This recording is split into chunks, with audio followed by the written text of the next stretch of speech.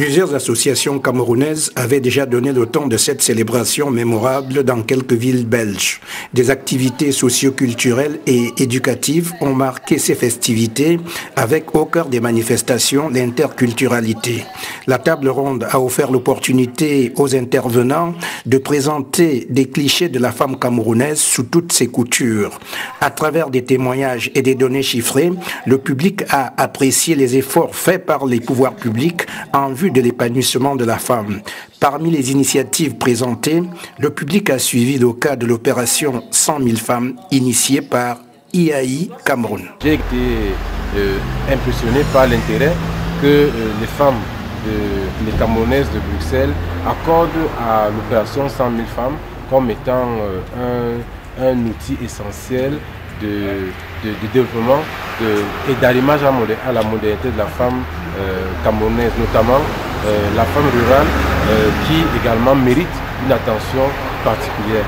Et je voudrais vraiment saluer ce geste, cette action extrêmement importante de l'ambassadeur du Cameroun à Bruxelles pour magnifier la femme camerounaise et montrer que la diaspora peut aussi contribuer aux actions de développement de la femme au sein de notre pays.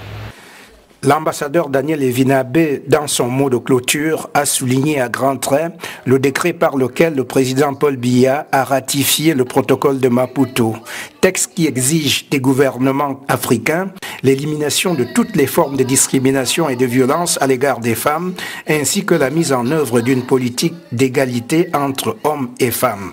Nous devons rester fidèles à nos traditions. On doit s'adapter. C'est vrai que les traditions ne sont pas toujours acceptées par tout le monde, mais je dis, mais il y a quand même un fond de vérité. Nous vivons dans un modèle bien précis. Nous sommes au Cameroun, nous sommes des Africains, nous avons cette réalité. Quand j'ai dit aux dames de continuer à s'occuper des enfants, ils disent parce qu'elles le font très bien. La fête a été belle, très belle. Les images, sans conteste, resteront dans les mémoires.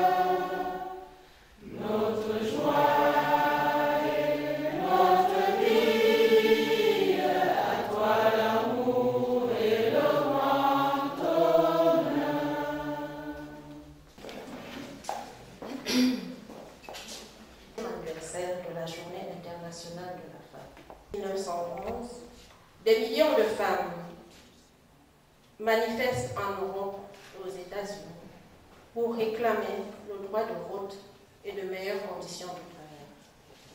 Cette date est finalement institutionnalisée par l'Organisation des Nations Unies en